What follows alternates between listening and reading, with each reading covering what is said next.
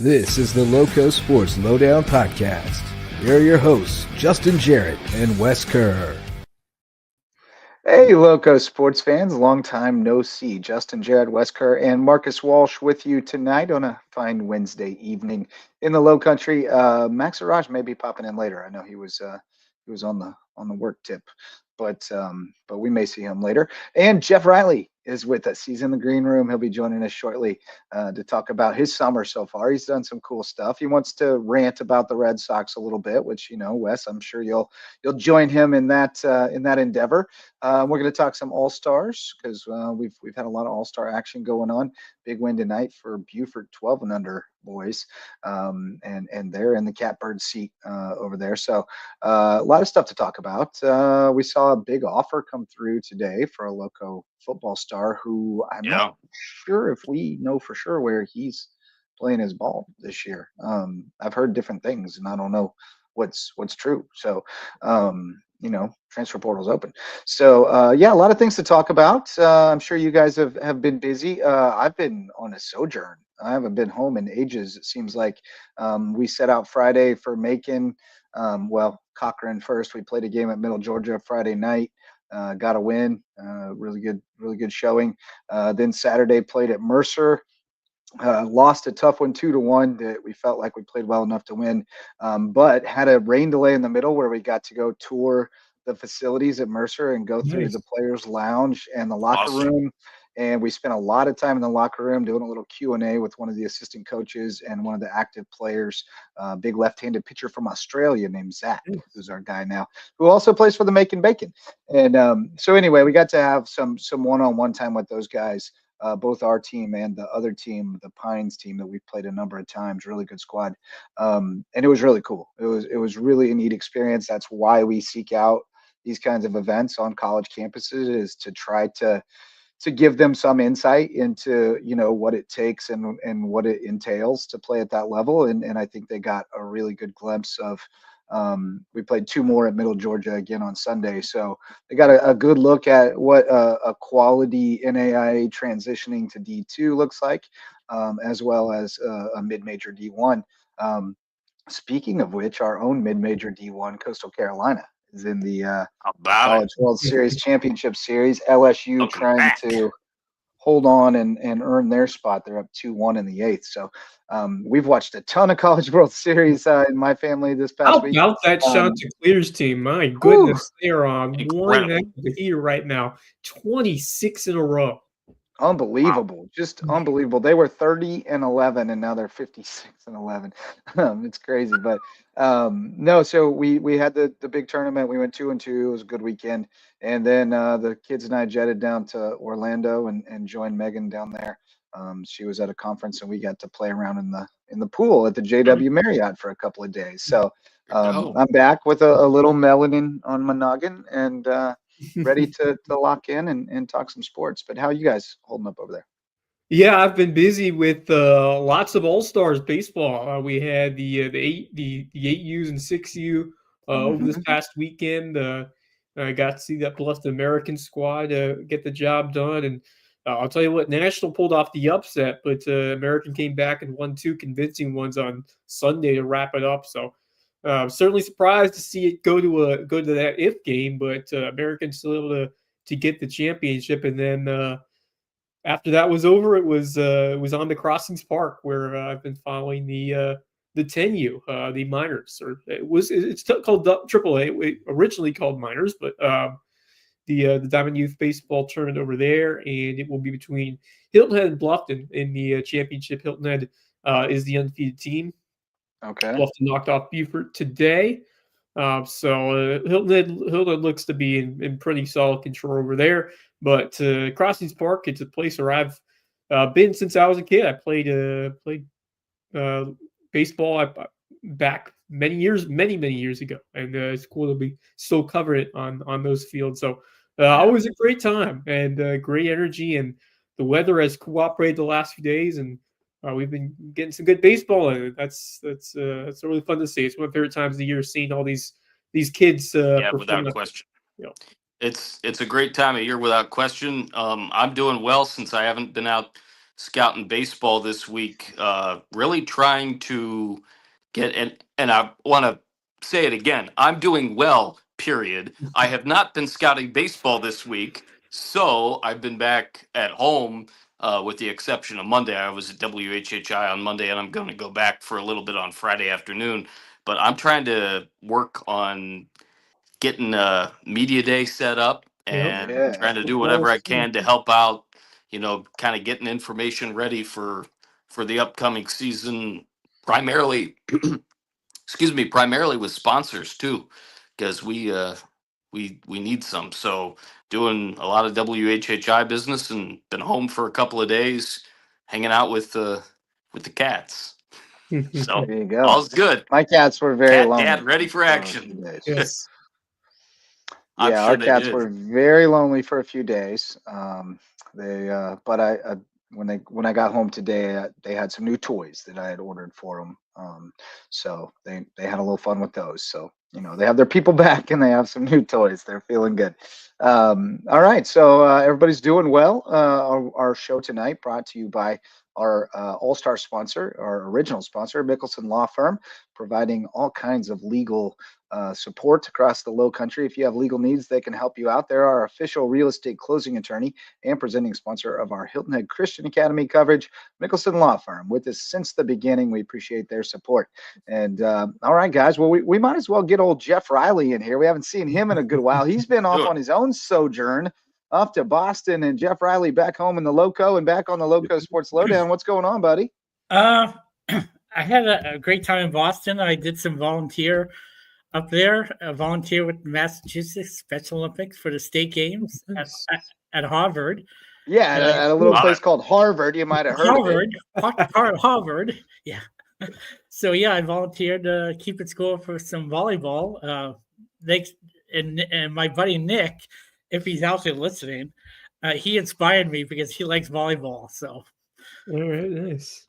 Yeah. Tell you what, I think we're gonna get volleyball at USCB very soon. It just kind of feels like that's in the making in the next few years. Sure, hope so. I Oh, mean, wow, I would that's think so. cool. I think it's a natural fit once they add the center, the convocation center, the arena. And we've talked about it a little bit before, but I think that the biggest detriment to it right now is just if you put a volleyball team in that rec center in the fall, it's really detrimental to your basketball team's preseason preparation. Yep. They're going to have to find another gym. Right. And so that just doesn't make sense. But I think that as soon as they have, a legitimate basketball facility that is dedicated, then it's easy to run volleyball out of the rec center, which probably makes more sense. And maybe you could host a big event, a tournament or something in the convocation center. I also wonder if beach volleyball is on the horizon for them, because that is a really growing. That is a majorly growing sport at the collegiate level. Especially in this area, or it would feel naturally, like it would be a natural attraction. Natural. You would think. You're right, with the proximity to the water, and I mean, and there are some players around here who have in the past who played beach volleyball. And well, I mean, Caitlin Jackson from beach volleyball. Yeah, Caitlin Jackson from Hilton Head Christian's going to Mercer to play beach specifically, and was up there at the same time we were at the tournament. They had their beach volleyball camp going on, and there were a ton of girls there for that beach volleyball camp. So it's really an attractive sport, and it's growing. And I've always thought it would make sense for them to kind of use that as a transition. Launch beach volleyball, have it for 2 or 3 years, and then transition into indoor. Because I think you would have some crossover. Not everybody crosses over necessarily, but I think you would have sort of a game. It is a different game. Yeah, it's you. I think some players are attracted to it because it values versatility, and indoor volleyball doesn't necessarily value versatility. It's a very specialized game in a lot of ways. You're trying to move people around to put them in the position that makes sense from a analytical standpoint or whatever. Whereas beach volleyball, it's 2-on-2, and you have to be able to do every part of it. Not necessarily be great at any one part of it, but be really good at everything. And so it's just a little bit different. than playing. It's kind of singles versus doubles type thing, or like short-sided soccer. Yeah, you have to be more but- well-rounded in beach volleyball just More because you rounded, have more added responsibility compared to normal indoor volleyball, where you gotta make sure you're doing your one role well, and Right. it's more. There's more to it when I mean there are Indoor volleyball is far more efficient and Right. predictable, and Yeah, it is, and yeah. beach volleyball is a little you have to more be more erratic. creative. Yeah, it's a little Yeah. more erratic, and you have to be Yeah. able to just adjust and make plays. But I enjoy beach volleyball. I think the Olympics obviously introduced us Yeah. to it. Kerry Walsh and Misty May, Yeah, and yeah. then it kind of took off from there. But it's been a big deal for a while now, and it's really taken off. So now, of course, the elephant in the room with a lot of these women's sports is Title IX and how it relates to NIL and how that's going Yeah. to be handled, because there's a lot of concern about a lot of these kind of tertiary sports that aren't revenue producing just getting dropped if this thing goes sideways. So it's going to be interesting to see how all that plays out. But Jeff, so anyway, that was quite a tangent about volleyball. Yeah, it was. What else did you do while you were up in Boston? And I went up for my nephew's confirmation, and okay, and I helped pass out medals up there too, and keep score. So I really enjoyed it. Yeah. Didn't get to a Red Sox game, or did you? I was just Did going you to get ask. No, Fenway? I didn't get to a Red No. Sox game. No. Yeah, well, I know you were upset the other night. You were ready to get on and fuss at Yeah. the Red Sox owner, John Henry, Yeah. because of the way it all ended with Rafael Devers. And Yeah. my son and I talked about this a lot on the trip back today from Orlando. We were talking about how it seems like Devers got to San Francisco, and he said, "I'll do whatever you need me to do." Yeah. I suspect he would have said the same if they had just asked him how he felt about them signing Alex Bregman. Yeah. But they blindsided him with it, and then kind of played coy, like, "Oh no, you'll have a chance to win the job. We're going to play him at second," and then just kind of left him out in the cold. So, but you're a Red Sox fan. Tell me your thoughts on it. I thought that was not a good thing to do. So yeah, they just left him, gave him a cold shoulder when they signed Bregman and brought him in, and then told him to put away the glove, and then they told him to get out the glove and switch to another glove, and Then when Cassis went down, Tristan, that's when they said, "Hey, grab a glove and play first base," and he said, "Nope." And in English, he said, "No, yeah." Yeah, we'll kind of start before the season. Right. They were trying to, talk a bit amongst Devers about, what his position could be this year. Then with Brevin coming on, it further complicated that. But I just feel like it's been a pattern of moves that this organization has made in terms of trading big time guys. I mean, you look back at the Mookie Betts deal. There was a lot of backlash to that one. Losing Xander Bogaerts. Rafael Devers was the last remaining member of the 2018 championship team. And when you trade a big name player like that, I mean, that is a situation where it is not going to sit well with the fan base, really, at any measure, because he was your franchise player. You extended him. You gave him a big time extension just a few years ago, and now all of a sudden you ship him over to San Francisco. And just how everything went down, I think there just had to be a little more communication between those two sides, especially when you bring in a guy like Bregman, who is who was brought in to be a contributor offensively, but at the same time, there just need to be a little bit more communication between the front office and Rafael Devers heading into to the beginning of the season. So I feel like they could have handled it a bit better, and I feel like they could have cooperated. Craig Breslow, of course, John Henry, the owner, and Craig Breslow, the general manager, could have done a better job of just the whole communication aspect and giving Devers an option of where he would like to play. Because and I said this all along. I said this leading up to when the story really broke for the season. They need to honor the fact that Rafael Devers is your cornerstone of the franchise, and you need to do whatever you can to make him comfortable or continue to make him comfortable here and give him a position to succeed. Because if you ship Rafael Devers out, you're probably not going to get much in return compared to if you kept him around.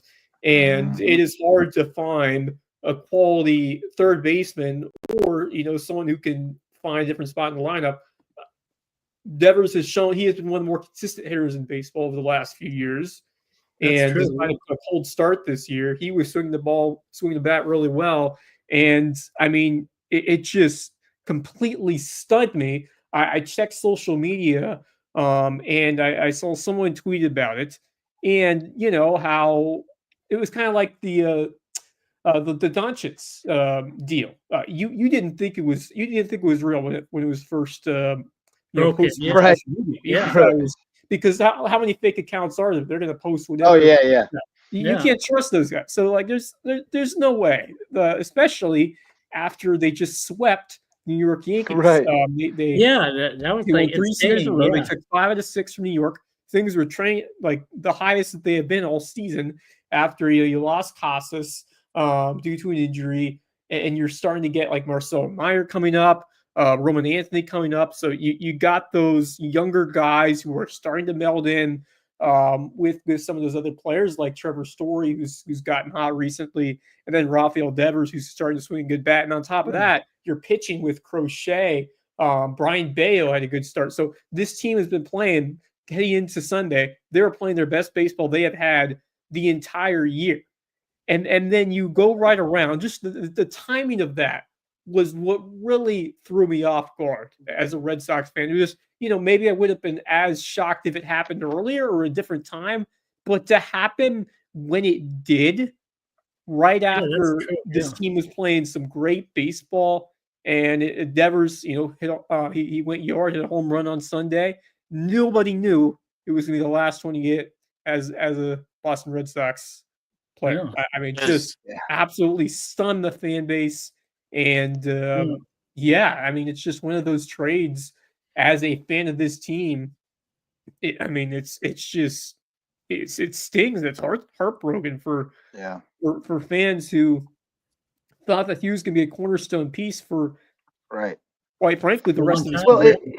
It very much felt like they were signing him as a show of faith. Like, hey, we know we messed it up on the last 2 guys, but not this one. Right. And then they messed it up, like in the worst possible way. It's rough. It's quite a bit different on numerous scenarios. But I was talking to Wes off the air on Monday evening for a few minutes. In ways, and I'm a little bit biased because of the shirt that I'm happening to wear right now. In ways, it reminds me of what Cleveland did in the offseason with trading away Josh Naylor and Andres Jimenez. Because now, speaking solely on Cleveland, they are having a logjam, and Carlos Santana is playing really well at first, not hitting particularly great, but he's having some moments.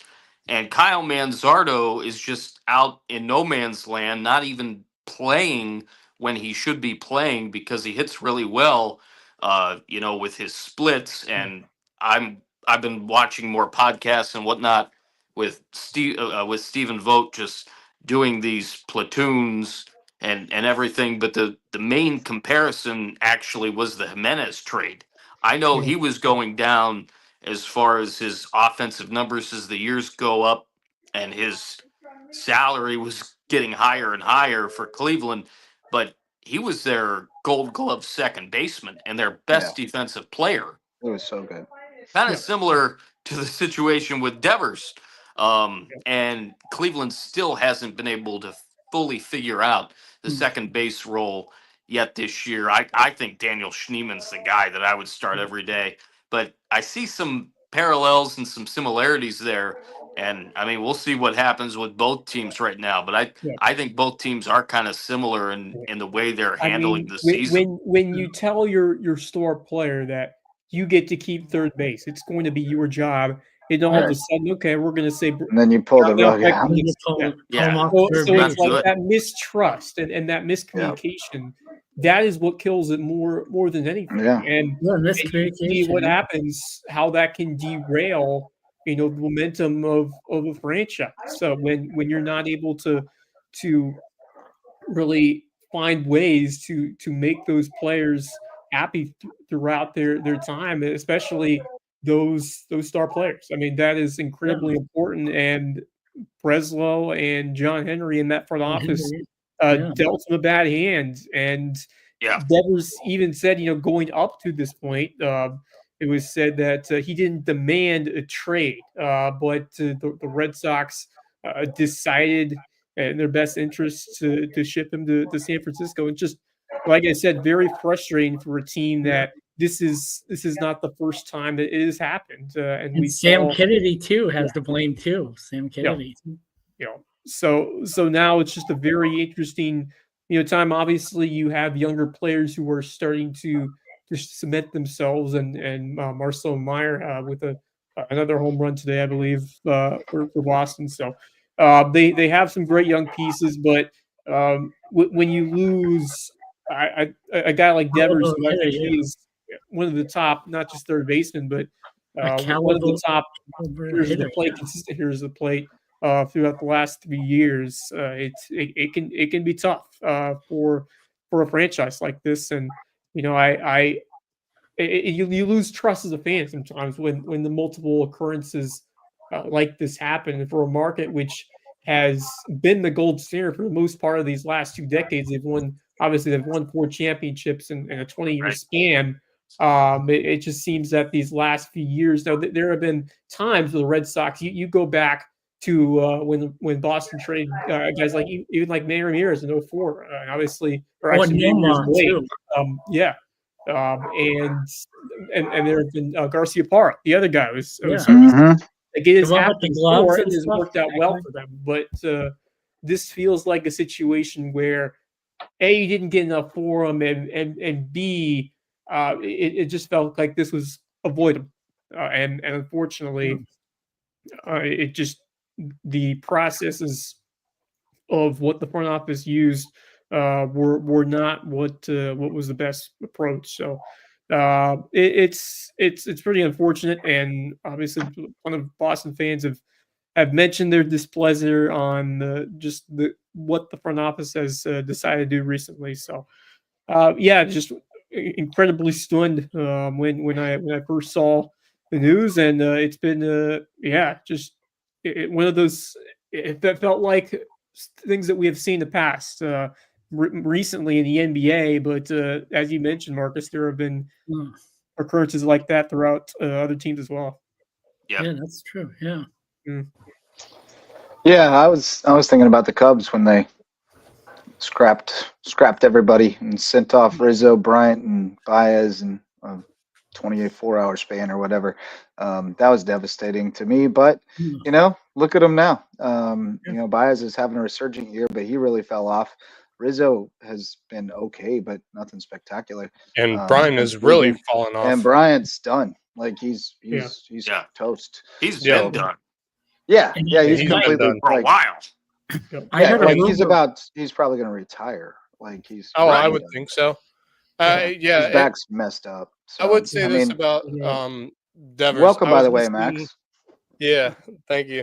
I was listening to a panel on NBC Boston talk the other day regarding this trade. I think it was on Monday, and one of the people on the panel said basically they traded Rafael Devers for a pouch of Big League Chew and a bag of balls. And that's about it. I mean, they didn't really get anything back. The only guy that was really intriguing to me was Kyle Harrison, who's had a decent track record, but still a young guy you really don't know much of. They did get a pretty solid prospect, but certainly for Rafael Devers, return. I mean, for an all-star, I think is a star. He's a star in his prime as well. Just still 28 years old. I mean, as a I'm not a Red Sox fan, but even if I was a Red Sox fan, I'd be frustrated. I'm frustrated about this because I just think it's terrible. I don't agree with this at all. It just feels I did hear something very interesting that I hadn't really thought about, but I think it was on Kornheiser that they mentioned this. But John Henry and that group, when they first bought the team, the Red Sox were it, and now they've got They have all Liverpool. kinds of interest, and they just spent a bunch of money in the transfer window. Liverpool, Liverpool, and $130 million. That coincides with them offloading this salary is a really little good. curious. It's not a good sight. The other thing I would say is, I know we talked about it at the beginning of the season. Obviously, Rafael Devers kind of was, I guess the word was a little unprofessional regarding when they signed Alex Bregman. But even I think they were unprofessional about how they were more professional than Devers. I think it was I on mean, both. I understand the frustration agreed. because Devers didn't know the whole story of what they were going to do. He thought he was going to be tapping out of nowhere. Their franchise third baseman. I mean, he's been that way for a number of years. Absolutely. I think what I was going to, continue to say was, yes, he was a bit unprofessional, but I think the Red Sox were unprofessional in how they handled the situation as well. I think they just didn't handle the situation well at all. And obviously it clearly shows now as they've basically salary dumped, Rafael Devers over to the Giants. And, I never understood the trade. I was very shocked by the trade. I think a lot of people were extremely shocked by this trade because I did not think the Red Sox would ever, trade Rafael Devers. And I didn't think he would go anywhere until he became a free agent. I mean, we're talking $253 million left on his contract that the Giants have to handle now. I just think it was an unprofessional move by the Boston Red Sox. I don't like it whatsoever. I'd never understood it to begin with. And the funny thing was, Rafael Devers started off really slow at the beginning of the year. Obviously, we all remember he just was not being able to hit the ball very well. But you look now, at this point in the season, he's been one of the hottest hitters as of late in Major League Baseball over the last few weeks or so. He's been among the hottest hitters in Major League Baseball, especially in the American League. The only batter I can think of that's been hitting better than Devers over the last few weeks is Aaron Judge. RBI leaders in Major League Baseball. I think he was top 3 last time I checked. Yeah, the only player I could think of in the American League that was hitting better over the last 2 to 3 weeks or so was Aaron Judge. And other than that, I mean, it's Cal Raleigh, put him in the conversation. Cal Raleigh's been playing very well. But I mean, even still, that's your best player, your most expensive player on the Boston Red Sox, and you just gave him away for nothing. I mean, at least the Giants did take all the salary. They will be and that's a great point, but I still think that was a dumb move, even if it's salary dumping. Well, but I think they had to. I think the relationship was soured. I think they had to. I agree. There's no question. And the damage was done early. And even though Devers said he wasn't demanding a trade, as that was reported going up to the deal that happened on Sunday. He wasn't demanding a trade in terms of what he was saying. But the irreparable damage was done at the start of the season. If I can interject, the two parties. If I can interject, Rafael Devers just struck out to end the first inning. It's 1-0 Guardians. By the way, guess who comes in to San Francisco next? Yeah, Boston. Red Sox. Red Sox. Yeah. Friday, 10 p.m. MLB Network. I would suggest bet on Devers to homer. That would be something. By the way, other baseball news: Atlanta Braves won 5-0 tonight. Chris Sale threw 8.2 another former Red World Sox Series champion, the Boston Red Sox. Another former Red Sox. Chris Sale, his longest start with the Braves in his time there, 8.2 innings. I thought he was going to pitch the full game. I'll tell you what, the last few years, Chris Sale could not stay healthy 1 second. No, he couldn't. Also, on top of that, if you want to add injury to insult for the Boston Red Sox, Chris Sale's last 5 starts, he has a 4-1 record with a 0.86 ERA. Oh, yeah. Wow. I mean, you look at those key members of that 18 championship squad. They trade Mookie Betts. They lost Sander Bogarts. They lost Chris Sale. Then Rafael Devers is the last one remaining. They traded John Lester too. Yep. Well, Lester was 13. Yeah. I just And yeah, still I other never baseball understood- news, Arkansas has rallied to tie it. Well, first Arkansas took the lead, and then LSU Yeah, we're tied in the it. It's ninth. 3-3, top That's of the been a ninth. great game. That's a. Hogs really have I one had a on feeling first it was with going to one be a out. good one. Yep. I'm How pulling about for Coastal, Arkansas. man? I want Arkansas to extend this series so that we You can have a game tomorrow. we can wear out them pitchers a little bit for the Yes, indeed. shunts, because the Chanticleers are sitting pretty with their top two How pitchers. about Jared how about Horn, them, man? Jared Horn, 26 the River games Sharks in a were- row, man. Yep. 26 in a 26 row. That is wins. unheard of. They have not lost a game since Yeah. April 22nd. Still not as good as LSU Shreveport though. 59-0. Yes, No, but that's 59-0, this is yeah. Division One baseball. This is another level. I mean, I don't care who you play in Division One. It's hard to win a game against mostly No. anyone. I especially love the the way they midweek play. Yeah. I love the way they play. They play small ball. They move runners. They just give tough at bats. They play great defense, and they pitch. I mean, Yeah, I've that's fallen the in love recipe with right this there. team. That lineup is deep, man. They are tough. And when Breslow and Sam Kennedy addressed the media, they had a Zoom call. So Oh yeah, they did a Zoom. yeah. Oh, yeah. Yeah, Just I imagine that fan base as a whole Uh-oh. not very happy about what Craig Breslow has done. And even No. leading up, there was some skepticalness of how good a job he was doing. And Heim Bloom, of course, was there before him. He had the decisions that kind of went awry, and just getting rid of some guys that were important fixtures and just not getting enough for them. And even though they're able to extend Devers, we saw what happened this season. So it's crazy to see how quickly this franchise is just the trust has fallen off after they went on some championship runs the decade before. So not a great situation right now.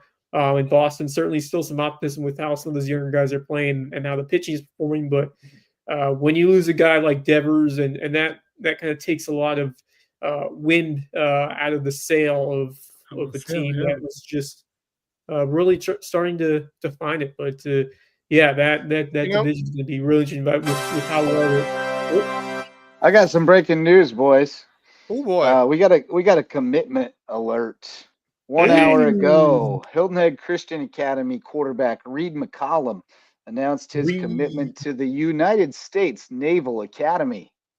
Anchors Be a away. midshipman. Congratulations to Reed Congrats to McCollum, Reed. big Yeah, time. congratulations. That's Yeah, awesome. I mean Navy football. that is How about big time right there. Navy, U.S. Naval Academy gets to be a part of probably the most famous game of all of college football. And what an Coming off honor, a what great an season, accomplishment too. for Reed McCollum, who Yeah. we knew that he was going to be a stud no matter where he was put out there on the field. He was tremendous defensively. Saw some of that quarterback. I would assume that he would get some looks on defense over there, but he's got an excellent skill set. And I think he's going to be an underrated guy that's going to come in and look to make an impression over there. And what a great young man and really humble, hardworking young man over there. So I also think he's gonna get his chance when he goes to Navy. I really do think he's Yeah, gonna get Yeah, a I chance, think he's a quarterback. 100%. I think he's. I think that's a You great think he move can for him. compete for I the really do president, like yeah. that. And I do. I think they're coming off quarterback. that Navy team's coming off a great season too. I mean, there was one point where we thought that it was going to come down between Army and Navy for potentially a spot in the college football playoff if it wasn't going to be Boise State. Yeah. A little while. Right. So This is 3 straight years that they've sent somebody D1.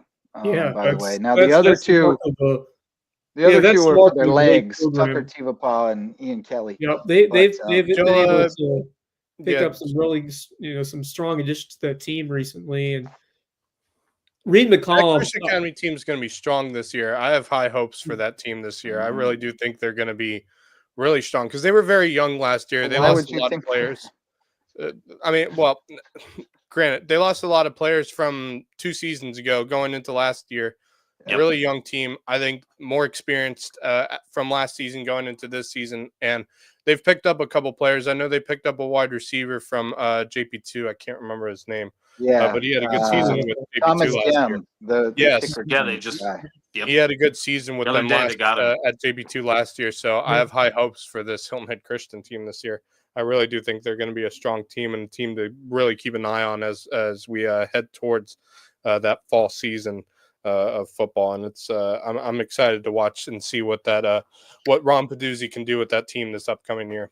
Yeah, I mean, a little bit of a disappointing season in 24, but I think the nucleus of this team's going to get even better heading into this year. And with Reed McCollum out there at under center, I expect him to get to only get better. So it's just about who can they put in front of him to really get that protection for Reed, because he is going to he can do it all out there, and he can. He could be a mobile quarterback as well. I mean, he has become quite the athlete over at the Christian Academy, and I mean, if he puts it together the way he can, and the team's able to improve the defensive side this year and find some protection for Reed McCollum, I see some big time state championship level potential for that squad, and it's they weren't too far away last year, but obviously they needed a couple of more pieces around their quarterback, and we'll see if they're able to put it together this year. And especially if they're playing well, they may not start off the way you'd like them to see, but Peduzzi's teams normally play really well at the end of the year, and if they get to that level, I think they're going to be a tough team to face, and I'm excited to see how McCollum can anchor that squad. What a tremendous honor! As I said, U.S. Naval Academy. Obviously, there are some incredible schools that we have seen some kids around here go on and play at, but I just think the prestige and the honor of a program like that playing for Navy, it really doesn't get much bigger than that. So just Right. One thing the other thing I would say regarding Hilton Head Christian is they have an act to do this. They've done this for quite a few years now. A lot of the football players, I wouldn't say continue their playing career, but a lot of them end up going to military college.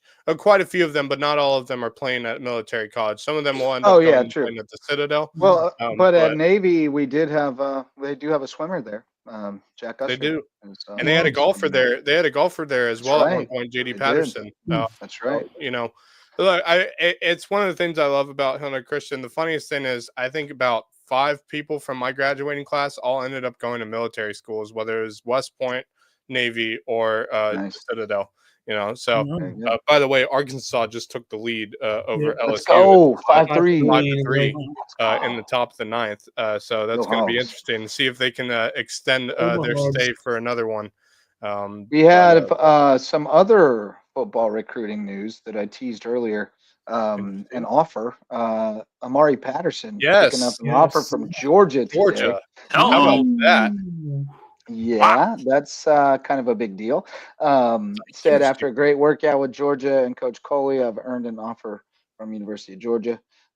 He's also got on his account pinned offers from Florida, Kentucky, Nebraska, and quite a few. Rarely see that. I mean, you look back at Puna Ford, you look back at a couple of other guys, but to get those kinds of offers at that point of his career, I mean, there's no question that he is premier level talent. It makes me here, and you just hope that Buford is able to be able to get the most out of him. I've heard that he's not back at Buford, but I kind of teased this earlier, but I've heard a couple of different things that he was. Well, I also heard he was going to go to a prep school somewhere. So I don't know what's what. Potentially transferring out the local. I've been hearing things, but I haven't heard anything. I've heard different rumors. One of them included a prep school out of state. One of them was just that he was kind of exploring his options. So I don't know. Yeah. With this new one-time transfer Imagine rule, if you went to Bluffton. Well, and that was one of the places that I heard he might, but I don't know how much. That would be fun for us. Right. I don't know how much fun. there is to that. I don't know if there's smoke there. If Amari's getting those offers now, offers like that, I know he's been getting those offers over the last year or so. But for him to be getting those offers, and now that Carnell Warren is now back on the market. on the market. I'm wondering what schools are going to be offering Carnell now that he's on the market. I'm very intrigued. There's a lot to say about when you see some other Loco guys getting those big time offers, and here comes Carnell Warren back on the market. Hey, you know, maybe it's going to be a very interesting. I'm telling you, it's going to be a really fun season. Really is. On the subject of if he did go to Bluffton, though, is that offense big? Is the field big enough for him and Carnell? I mean, they both require a lot of time. Great question. Sometimes you have two guys like that want to have. McCarthy's getting some offers coming across his way too now with that. You know, so that offense is going to be fun no matter what. But I mean, I do agree. There's also the potential, like if Amari did go to Bluffton, is there enough of a field big enough for those two receivers? I think there can be. And I think that coaching staff at Bluffton would find a way if Amari does go to Bluffton. I really do. Yeah, you absolutely can find a way to complement both those two in your offense without feeling like it could be tough for them to play on that same field. But I think they're two different players. I mean, Amari's a speedster. Carnell is more of a 50-50 ball. Deep threat wide receiver who can do a lot of different things. So both these players can coexist, and I think that would be the goal for especially for us here in the Loco is to see those two potentially play together. But I mean, I'd love to see Amari stay at Beaufort over to Bluffton. Continue to do this thing. I think staying. I would love for him to stay in the area. If an out-of-state that is my number one hope is for him to, because it really just takes one guy, one big time success story to really open it up for so many others. And we've seen that with Puna, we've seen it with others in different sports, especially in football. But I mean, especially for a guy who has done so many things to get himself noticed at an early age, that is so critical to really putting yourself and this area on the map. And that's what we're seeing right now from a guy like Amari Patterson, and some big decisions, not just with him, those are some really going to make it interesting as we're only 2 months away from this football season. I would say, like, if Bluffton does, because like obviously rumors are Bluffton is a possibility. Like if that is the case, the amount of weapons that offense is going to have. Because Holly as well. Because Amari Patterson is a very versatile weapon to have. Yeah. And you got him alongside Carnell Warren and Cordell Holly in terms of that possibility. That is dangerous. They have more than just those three. McCarthy has more than just those three weapons too. It's not just those three weapons. He's got more in the. They got more in that offense than just those three guys. I mean, this offense, if that is a possibility, and if that does happen, that's going to be unbelievably fun to watch that team if they can all work together well. I didn't mean to start nothing because we don't know nothing. We just been hearing. We don't know nothing, but we're talking about the possibility of it potentially happening. I think if it does happen, my philosophy on it is we don't. I mean, unless we put eyes on somebody at workouts, which means that theoretically they have been enrolled already. Otherwise, they're breaking the rules. We don't know until we see where people show up. There's a lot of rumors going around about a lot of people, and I just don't know what to make of it. This is the fun about the transfer portal. This is what I'm. It's wild. About it. It's fun. I enjoy it. To contemplate this time of year. Here's the thing, guys. We're going to be doing this. We are going to be contemplating these things, and we are going to be hearing a lot more stuff. Yeah, we're looking forward to 2 months down the road when we actually get ready within the next couple of weeks of starting games. We got a long way to go. Yep. We have a really long way to go figuring out all of this stuff. That's what I'm liking about it. I think that's what I'm enjoying about it. It's kind of like the college scene when kids hit the transfer portal. You're like, ooh, where are they going to go? And for here, we don't know if these kids actually hit the transfer portal until they commit to a different school. We don't know if they've hit the transfer portal yet. We have thoughts and we have potential rumors of them hitting the transfer portal, but we don't actually until it actually happens. Until it happens. I think it's exciting, and I think for us to talk about it and talk about the possible ideas of certain players going to certain other schools from where they are, I think would be builds up excitement. Oh my gosh, I got more breaking news. Oh boy. From Instagram and more HHCA breaking news. Welcome I got back my to marker ready. HHCA for Kenny Conroy, Director of Grounds and Facilities. I did hear about this. Yes, I knew about this. Yes, he is. Say that again, JJ. Return. Kenny Conroy is coming back to HHCA as Director of Grounds and Facilities. So just on a administrative role, not as a coach. He's just overseeing the He was usually pretty good at keeping those grounds looking good at the old campus. So I'm happy about that. I think he's going to do a great job. I wouldn't be surprised if he works his way back onto a coaching staff. He's going to. I mean that was the question. That girls' basketball program could use. You can just find a way to get back out there in the gym. Yeah, it's not a bad. Like I'm not gonna go against that one. I think that is a real possibility of happening. I'd be shocked. Where's he ever worked that he didn't coach? I mean, that's very true. I'm sure he's going to be I'm sure he's going to help out with PE as well, because he usually did that when he was over at Hillman Christian before he became the AD. I don't know. They got a whole bevy of PE coaches. They do. Yeah. But we'll see what happens. I did hear about that. I did hear about that last week. I heard about that news. Tremendous girls basketball coach a few years back. Won a number. He's a legendary. Legendary with the State of Country days. So just a great guy. At least a great mentor to those coaches and someone who's going to make a big impact. Just being there and having that knowledge and that experience. And just knowing the school, because he's been there for all those schools a lot different now with the new campus and just the growth of it. But what a great addition to have back over there for that Hilton Christian Academy athletic program. So maybe a little bit surprised to me, but makes a little bit of sense for him to come back and I think he's been out of the job scene, at least around here in terms of coaching. He's been over Savannah. He was at Savannah Country Day for a spell, but I think had left. I hadn't heard any news about him since then. Yeah, he's until now. Right. Yeah. Really. Yeah. So it's very interesting. I'm intrigued by that. I'm excited to see where that goes. But I did hear. I had heard about that. Earlier. Tell us. Well, because I didn't know if it was 100%. I was hearing. Oh, it's out there now. It's official. Yeah, it's out there now. It's Instagram official. It's why I didn't say anything about that. But I owe some sponsors some love. So Hudson Seafood House on the Docks, Loco Booster Club member, and a great place for seafood, sunsets, and cocktails on Hilton Head Island. Also presenting sponsor of Under the Bus. New episode aired Monday night with Wes at the helm again. Thank you, Wes, for filling in. As actually, I think you're kind of the main producer now. I just do it when you can't do it. But always a good time listening to those guys, and they're always fired up. So check out Under the Bus, presented by Hudson's Seafood House on the Docks over on the Loco Media Network.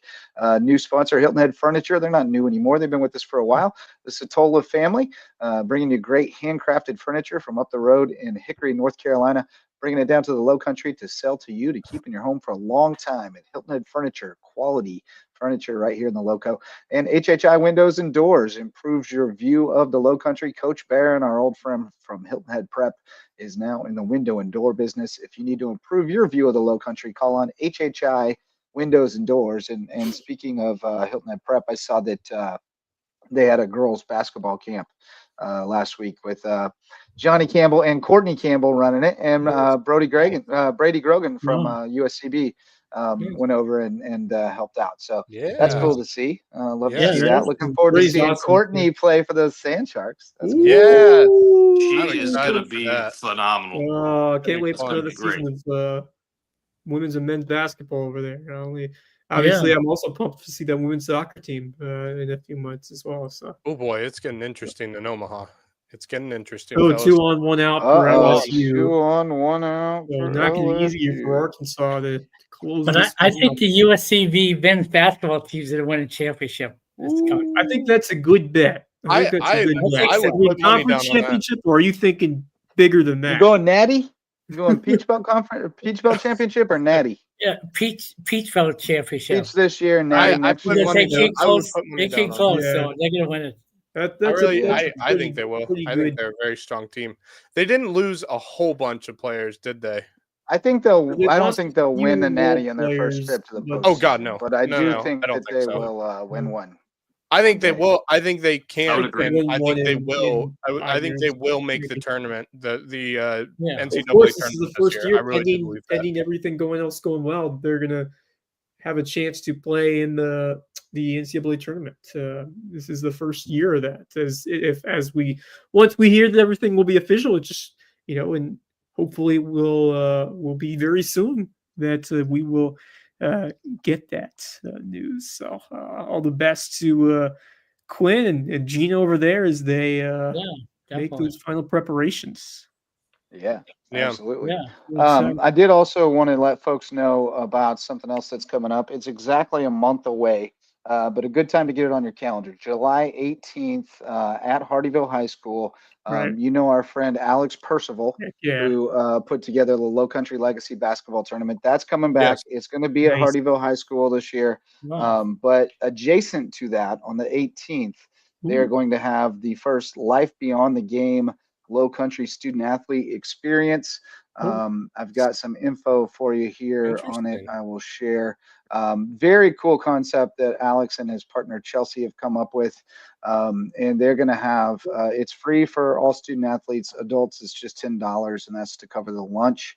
But they are going to have a conference for 5th through 12th graders, kind of a seminar type thing where you've got rotating panels talking about the different elements of what it takes to prepare yourself to play at the next level, as well as just some other tips and tricks and advice, all those kinds of things. We are going to be involved in some capacity, and I'll talk with you guys all about your availability to do so another time. But it's July the 18th, and they want to do some student athlete media training type stuff. To just have us, kind of put them on camera and ask them some questions. That's a Friday. Things like that. That's a Friday. Yeah. That's right. Yeah, it is. Okay. I would love to be a part of that. So yes, I would love to I was be a going to part talk of to it, all too. you guys about that, but it's going to start go from. Let's see. What's this say? Oh, that doesn't have the right hours on it. Oh no! But yeah, it's going to be a cool event. Oh, they just tied it up. Oh my! Hold on, I'm watching it right now. Give me a second. Wow. But what had happened? Did that happen? There was a Replay. weird carom when the Very left weird. fielder was trying to catch Oh it. no! Oh my Whoa, god! Did that dude. go off the helmet? Like the It looked like it went off his head. yeah, that's what I Want to saw. get away? Oh! It sure looked like Hold it on, went off his I gotta head. look at this. Give me a second. Yeah, Here it went off the hat. It went off the hat. Oh, and it my bounced goodness. All the way to the corner. Wow. Oh my God! Holy Wow. crap! Oh no! Well, maybe not the hat. Maybe his shoulder. I think it don't did know. go off the bill. Wow, That's I don't what know it looked what like it to hit. me. that It is the hit most Aaron It went off his big hat. I've never seen That is anything the most like How do you unlucky not play. catch that, bro? I have That's That went the off his ball bill of his game. hat. No, Oh my yeah, it was goodness. The the ball game, Yeah. and he Are choked you him. Wow. freaking kidding me?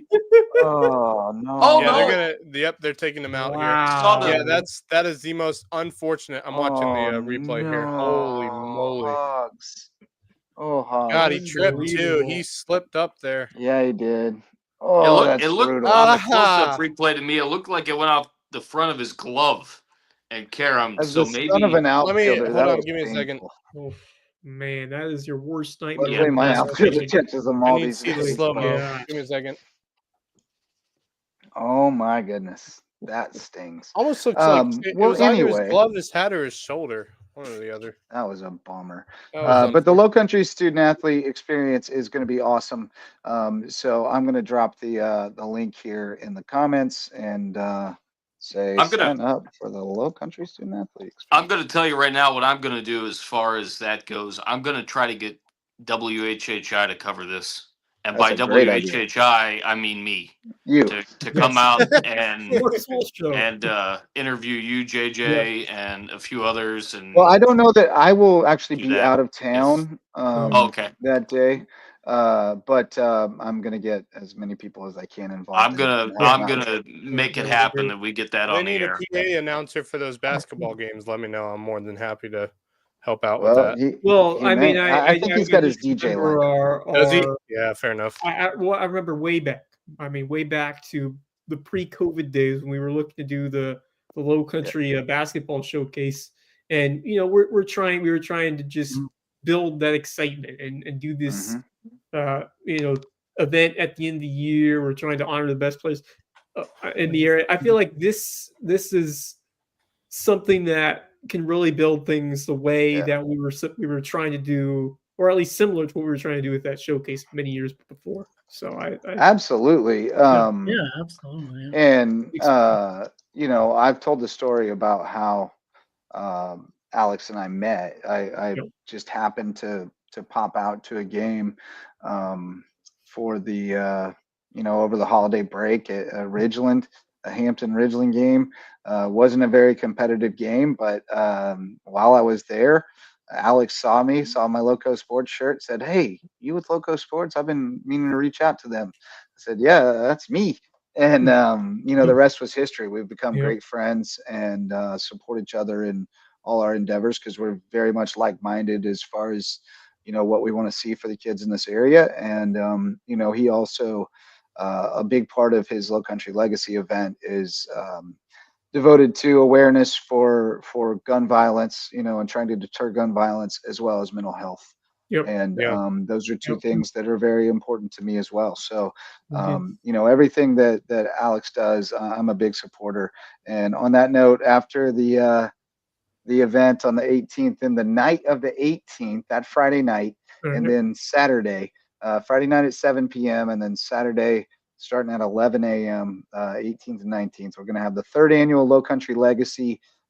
Hampton is undefeated in this thing. They're 2 for 2, and unfortunately, for the rest of the crowd, I think they're going Hampton County this year and putting Estill and Hampton together, maybe. So I don't know. There may be a separate Estill team, but I think they're combining them up. I remember they're Wayne Hampton last year.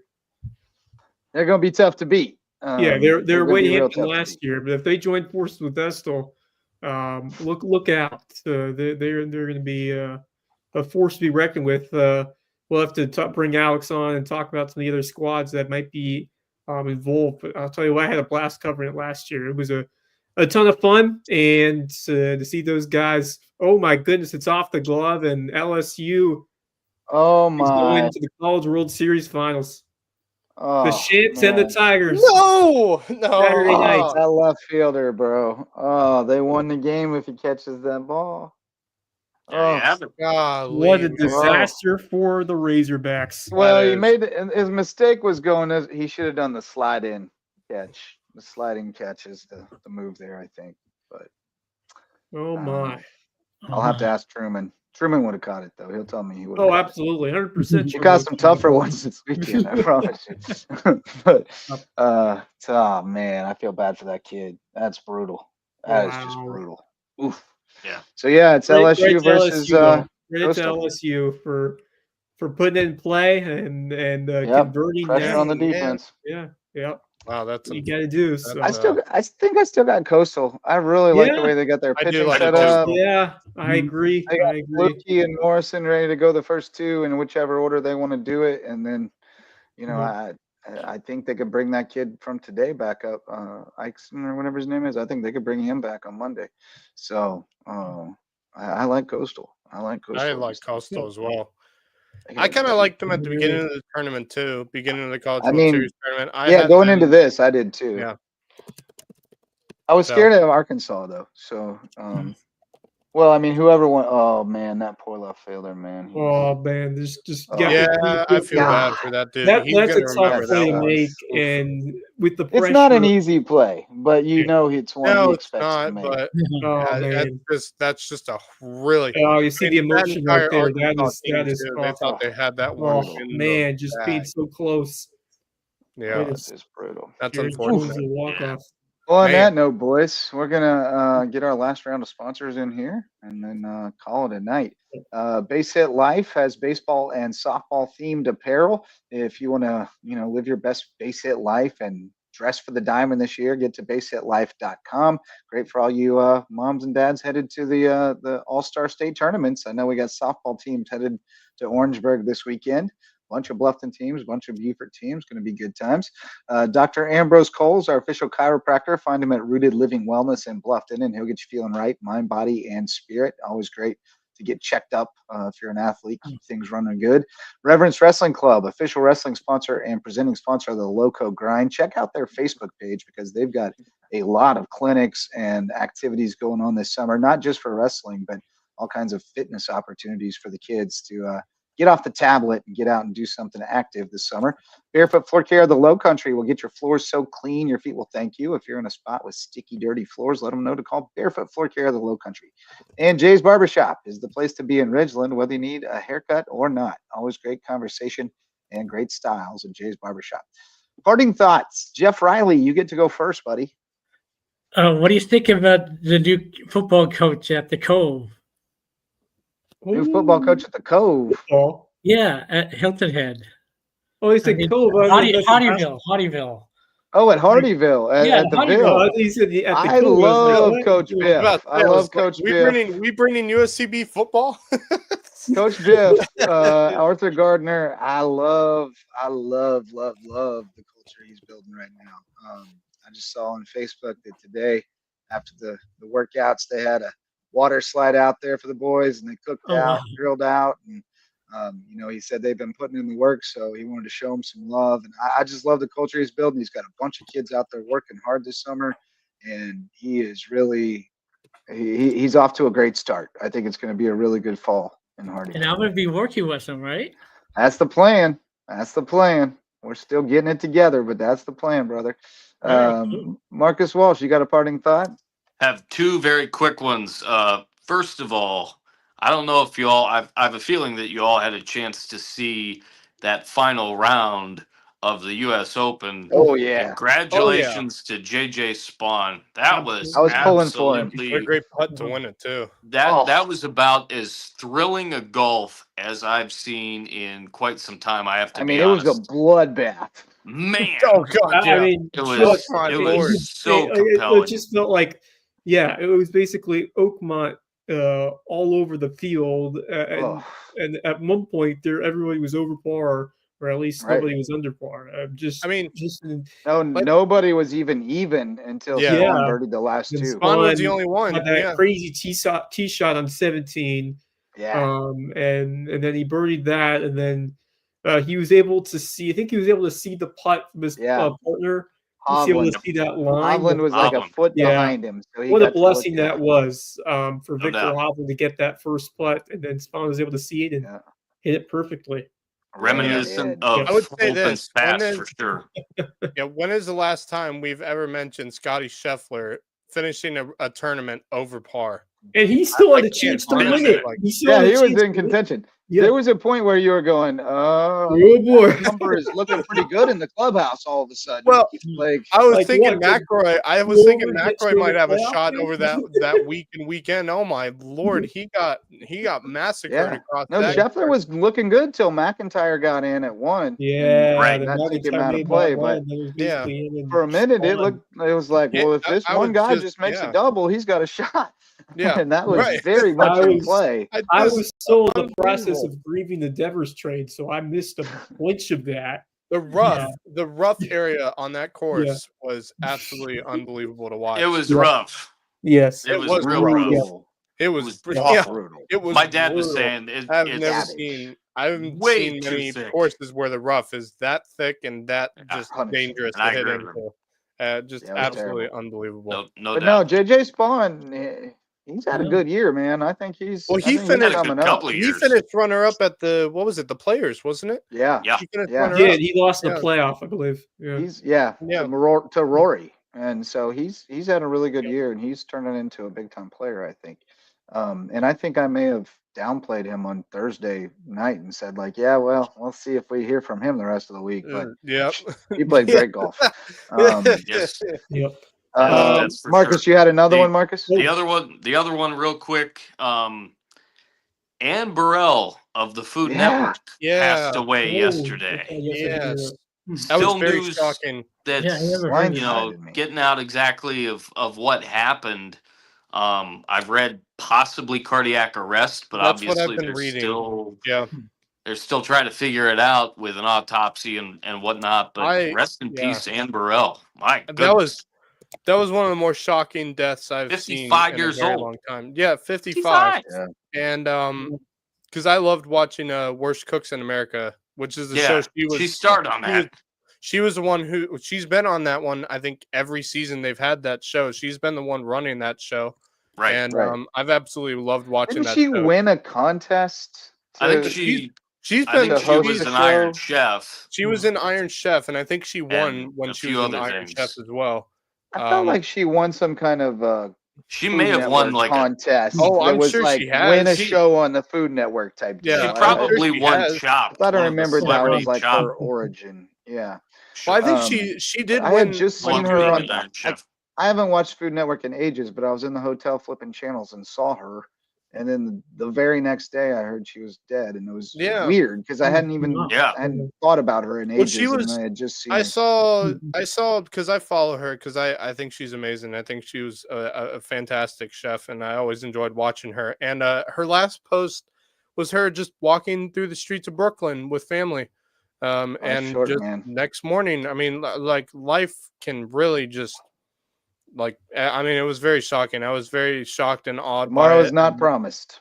Yeah, and rest in peace to her. Yeah. I think she was fantastic, and hopefully they can be able to carry her legacy for years to come. I think she had an incredible legacy, and a lot of people loved working with her, including I know, including Robert Irvine, who did so many seasons with her on Worst Cooks in America. They also once had a restaurant on Hilton Head.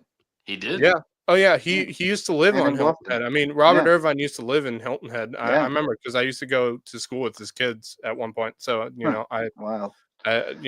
just a terrible loss. But rest in peace. Max, you got one?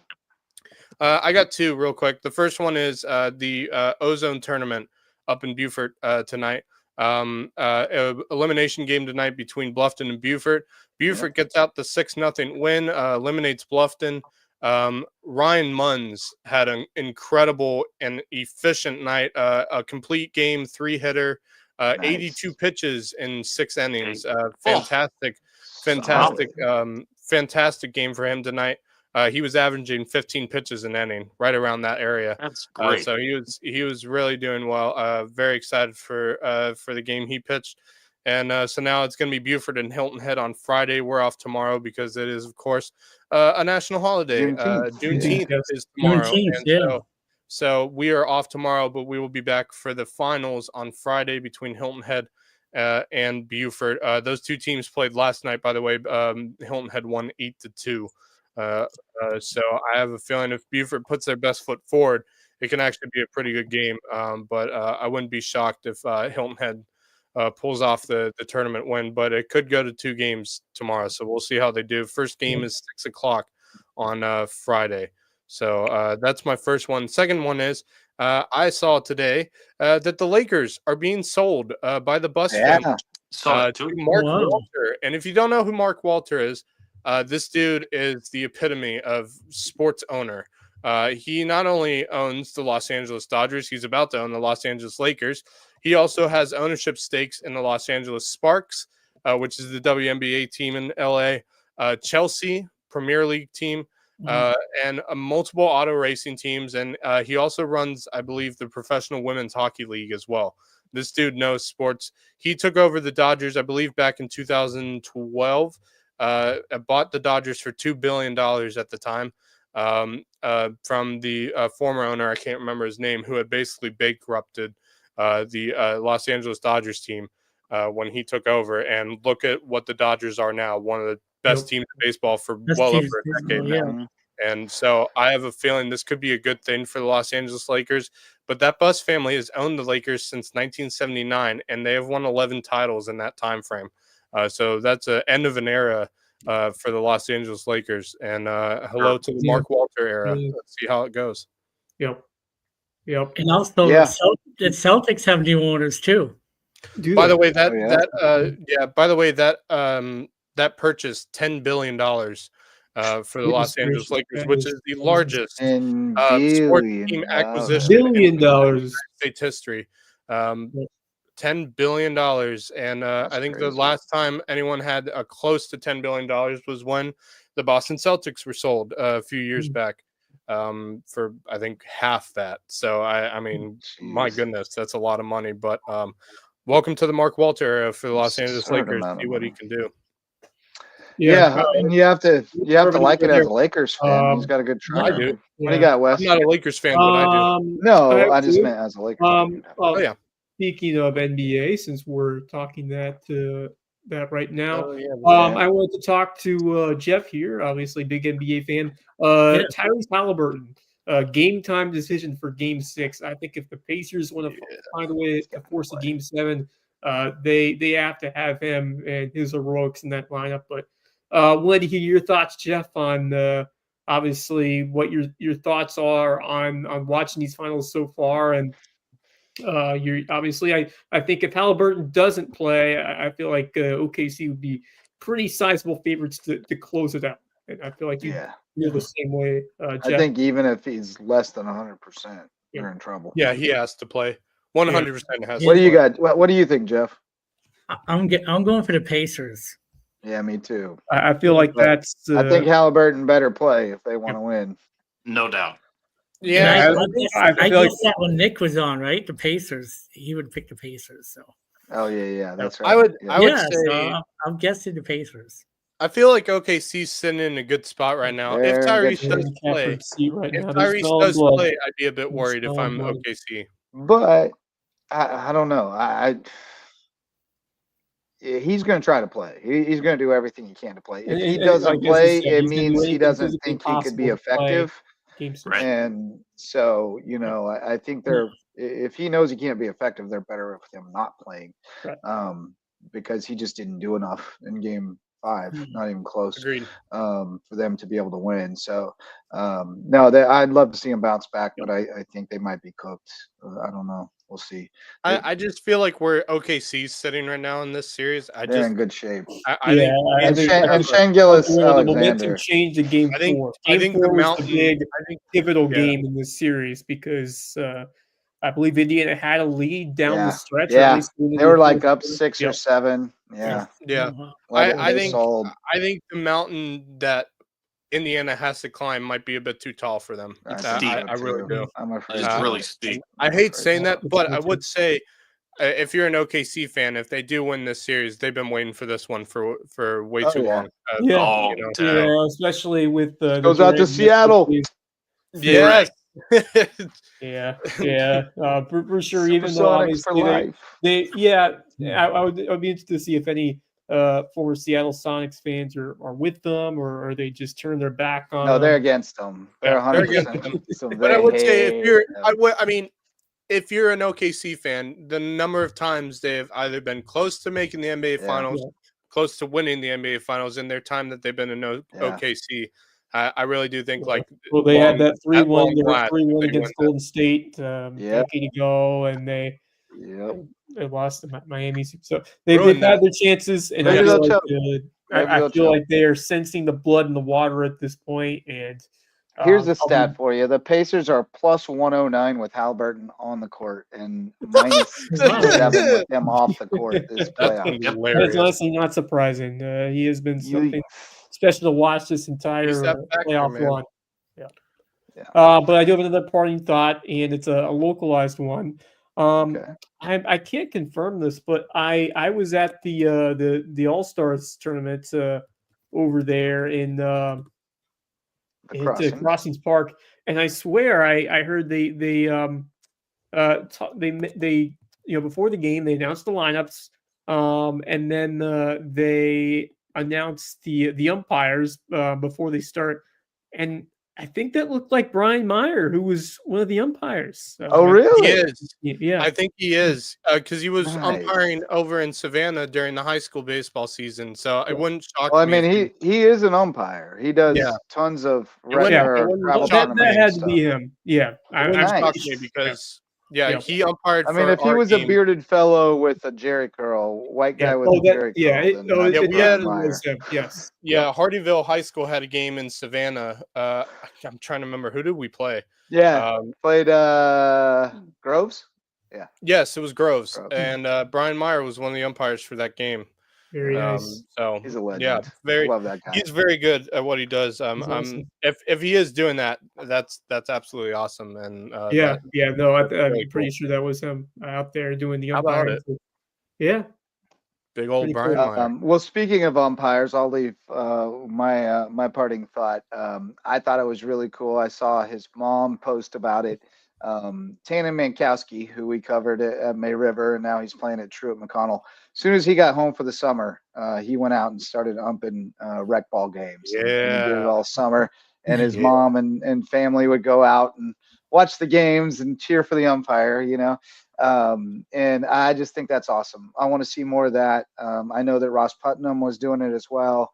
And there have been some other kids who have done it, but I just more of that, please. Yes. If you're still It's playing needed. ball in your home for the summer, or if you're done playing ball, please get out It's and do definitely it. needed, especially around there here. were We have so many rec games this year, especially Yeah. softball, that did not have umpires. and I mean we still have tournaments upcoming. I don't know if they'll be able to grab any umpires who are available now, but I would say, like, when the fall season comes around, if there are any young players who are staying in the local area, maybe at USCB or something like that, decent money, who have experience I mean, and it's not would bad. like to umpire games, please contact someone who could be able to help you with that, because we definitely do need him. I mean, even at Burton Wells this year, we've had a shortage of umpires at times. And I or someone else in our Beaufort County Parks and Rec crew, one of us has had to umpire at least 4 to 5 games this year. So, like, I mean, softball always gets hosed at Oscar Frazier because it's harder to call. It's harder to call baseball, so they get the umpires. Softball's easier to call technically than baseball, so we get hosed. Agreed. And the coaches have to do it, or a parent has to do it, and it's just not great. So we need more kids to come out and do that, and that goes for the young ladies as well. Softball players, come out and umpire softball games. That would be awesome. You know the rules. Any boys might not know the specific rules. Any of USCB softball Right. players who are staying in the area for the summer who There you want to go. umpire, please feel free to do that would so. be great. But shout out to Tannen for doing that, and Ross. Yes, Putnam. absolutely. That was And really Ross, awesome to yeah. see. Yeah, good stuff. Yeah, very exciting. All right, boys. Well, we made something out of it. Not a lot going on locally, but we told you about A lot of breaking quite a news. few things. Yeah, so Some just speculative stuff. housekeeping before we call it a night. I have family in town starting tomorrow, so I'll be booked for the rest of the weekend. But you guys, if you want to get another show going, have at it. We will play it by ear and see what happens. I could come on We and will have, play some we will West. have tournament finals on Friday for both, I believe, Ozone. Oh, no, actually, tomorrow is 10U's tomorrow. Really? No, it's not. Is it? That's the bracket said tomorrow. I'm pretty sure. Let me check real Even quick. though it's Juneteenth. Yeah, let me check this real quick. I'm I want to pretty make It sure could be it's the it could be at 19th. Crossings because they're not privy to the county. So That's very true. the county is Yeah. closed for Juneteenth. I can check real quick. Yeah, it is. AAA baseball. It is Thursday. The 19th. Yep, that's tomorrow. It is tomorrow. Yeah. Sure enough. All So right. there you go. There we We go. got baseball tomorrow and But Friday. we will be talking, if we do have a show on Friday, we will be talking, of course, about both those finals and what that means in terms of state tournament and stuff. I think like that'll that. be the We're plan. planning a We'll couple plan weeks. on Friday. We'll try to track down the all the brackets for Also, the softball state I tournament. do believe, I haven't gotten any confirmation on this yet, but there is a possibility of Dixie Boys tournaments being played somewhere in this area for the district. I believe it's probably, it might be Beaufort this year for the Dixie Boys district tournament. Right, because we have to have a district tournament this year because we don't Yeah. have a. I mean, we haven't always had to have one because we had a host bid. Yeah. And they just did a Beaufort County That or team. the- Do we have yeah, separate that or- Beaufort, Bluffton, and Hilton Head teams this year, or are we doing? It's either a district or it's a state tournament. I don't know yet. I cool. don't have full Keep us confirmation, posted. but I will once I get ideas of that. I More hear there's a baseball. tournament that we might be hosting at Burton Wells in July, and my guess would be it's either the Junior Boys or the Dixie Boys a tournament. Whether that's district or state, I have no idea yet. But I do know there is some stuff going around that there's a good possibility that a Dixie Boys or Junior Boys tournament will be played at Burton Wells Park. So just thought I'd let you guys know that.